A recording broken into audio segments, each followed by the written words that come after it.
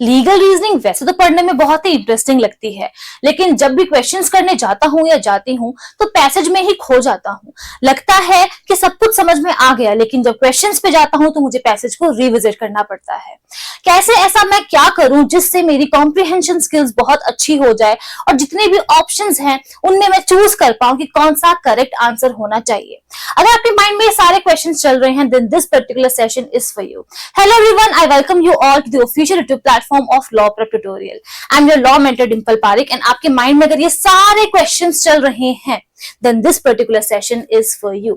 Without waiting, हम इस session को स्टार्ट करते हैं और मैं आपको आज बताने वाली हूं कि आपको ऐसा क्या करना है जिससे लीगल रीजनिंग के पैसेजेस एंड क्वेश्चंस को अटेम्प्ट करना आपके लिए बहुत ही आसान हो जाएगा। फर्स्ट थिंग्स फर्स्ट, ये आपको समझ लेना है अच्छे से कि लीगल रीजनिंग एक अलग सब्जेक्ट है, इंग्लिश एक अलग सब्जेक्ट है और लॉजिकल रीजनिंग एक अलग सब्जेक्ट है। आपको लॉजिकल रीजनिंग में लॉजिक अप्लाई करना है, इंग्लिश में आपको देखना है कि वोकैबुलरी आपकी सही जा रही है या नहीं। वैसे ही लीगल रीजनिंग में आपको लीगल एप्टीट्यूड पे फोकस करना है। मोस्ट ऑफ द स्टूडेंट्स जो मेरे पास आते हैं उनके माइंड में ये चलता रहता है कि मैम ये एक वर्ड आया था पैसेज में जिसको मैं समझ नहीं पाया एंड इसी की वजह से मुझे एंजाइटी होने लगी कि अब क्या होगा।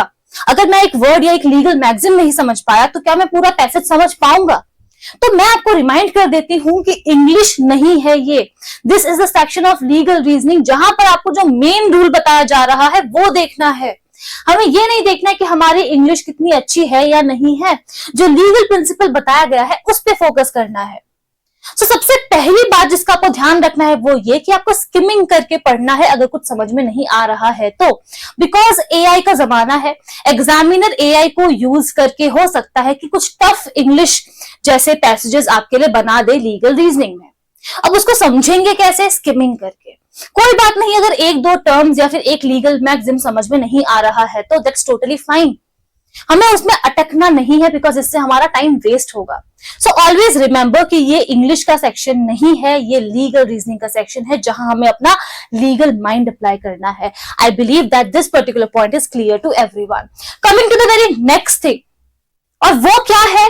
Highlight as you read. जब मैं सेशंस लेती हूँ, क्लास में ऑफलाइन पढ़ाती हूँ, तो मैं ये देखती हूँ कि बच्चों को जब मैंने शीट दी उसके बाद उनके हाथ में ना कोई पेंसिल है ना कोई पेन, उससे होता यह है कि हमारा कंसंट्रेशन लेवल इंक्रीज नहीं होता है, हमारा माइंड डाइवर्ट होता है। ठीक है कि मैम अगर देख रही है तो पढ़ लेते हैं वरना हम स्किमिंग कर लेते हैं या माइंड चल ही नहीं रहा है। एंड इससे एक प्रॉब्लम ये भी आती है कि हम कुछ बहुत इंपॉर्टेंट वर्ड्स को मिस आउट करते हैं, जैसे कि लेकिन, किंतु, परंतु। जब भी हम किसी भी पैसेज को पढ़ेंगे उसमें ऐसे कुछ वर्ड्स आपको नजर आएंगे, provided that, unless it is done, shall not apply, except for that matter. ठीक है, तो अगर ऐसे कोई वर्ड्स हैं तो हमें उसे तुरंत हाईलाइट करना है बिकॉज प्रोबेबिलिटी बहुत हाई है कि यहीं से क्वेश्चंस आएंगे या आ सकते हैं। तो जब अगर हमें कोई ऐसा क्वेश्चन मिलता है, पूरे पैसेज को दोबारा ना पढ़ना पड़े, उसके लिए इंपॉर्टेंट है कि हम जब भी पैसेज को पढ़ रहे हैं उसे हाईलाइट करते चले और उसके लिए इंपॉर्टेंट है कि आपके हाथ में पेन या फिर पेंसिल हो। ठीक है, याद रखना है कि पूरे पैसेज को हाईलाइट नहीं करना है, सिर्फ इंपॉर्टेंट पार्ट्स को हाईलाइट करना है। अब ये कैसे समझ में आएगा क्या इंपॉर्टेंट है क्या नहीं, वो आपकी प्रैक्टिस से ही सॉल्व हो पाएगा। तो आपको रोज प्रैक्टिस करनी है, that's all about it. Coming to the next point here, it's okay to go back. और ये मैं हर बच्चे से कहती हूँ, why? Because बहुत से स्टूडेंट्स आते हैं और कहते हैं कि मैम एक बार तो पढ़ लिया, उसके बाद होता यह है कि हम क्वेश्चंस पे जाते हैं। जब क्वेश्चंस को रीड कर रहे होते हैं तो कभी कभी वापस पैसेज को देखना पड़ता है क्योंकि याद नहीं रहता है क्या पढ़ा था। The point here is very simple, हमें पैसेज दिया क्यों है? रिविजिट करने के लिए ही ना।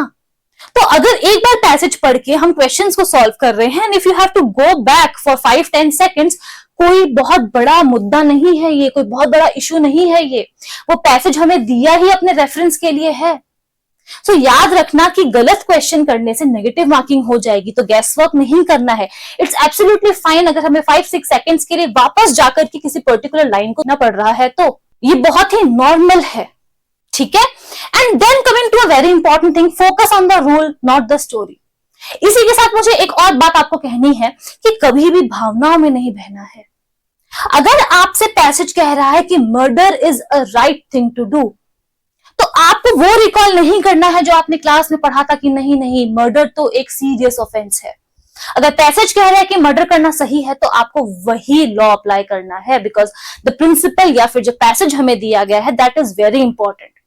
यस, अगर लीगल जीके का क्वेश्चन है then it is a different thing, उसमें तो हमें अपना प्रायर नॉलेज अप्लाई करना ही पड़ेगा, राइट। सो जब भी ऐसा कोई पॉइंट आता है जहां आप फंस जाते हो क्योंकि स्टोरी टाइम चल रही है, ठीक है, तो आप हमेशा ध्यान रखना कि आपको फोकस करना है रूल पे, यहां वहां की जो स्टोरी है वहां पे हमें जाना ही नहीं है, ठीक है। And most of this time आप लोग क्या करते हो कि दो ऑप्शंस के बीच में जब स्टक होते हो तो ये नहीं देखते कि according to the passage legally correct कौन सा है, हम भावनाओं में बह जाते हैं, बहुत इमोशनल हो जाते हैं और इमोशनल आंसर्स ऑप्ट कर लेते हैं कि नहीं नहीं नहीं, मर्डर करना तो सच में बहुत ही गलत बात है।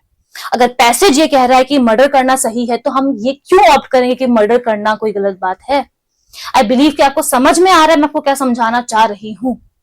अगर आप इन सभी चीजों का ध्यान रखते हो और यस कंसिस्टेंटली अगर प्रैक्टिस करते हो तो आप डेफिनेटली क्रैक कर सकते हो क्लैट को, और लीगल रीजनिंग में तो आपके बहुत ही अच्छे स्कोर आएंगे। One more thing I would like to tell this to you कि अगर आपको अभी लग रहा है कि आपकी कॉम्प्रिहेंशन स्किल्स बहुत अच्छी नहीं है, देन लॉ प्रेप ट्यूटोरियल की वेबसाइट पे जब आप जाओगे आपको फ्री रिसोर्सेज में डेली लीगल अपडेट्स मिलेंगी। आपको बस जाना है और उस पीडीएफ को डाउनलोड करना है एंड एवरीडे रीड करना है। It will take you just around 15-20 minutes to the same. उससे होगा ये कि रीडिंग स्पीड हमारी इंक्रीज होगी एंड साथ ही में पैसेज को हम कॉम्प्रिहेंड कर पाएंगे, ठीक है। So that's all for this session. I believe कि ये आपके लिए हेल्पफुल रहा हो। इफ यस, कमेंट सेक्शन में हमें जरूर से बताना आपके और क्या डाउट्स चल रहे हैं माइंड में रिगार्डिंग लीगल रीजनिंग, ये भी हमें जरूर से बताना। Thank you so much, see you in the next session.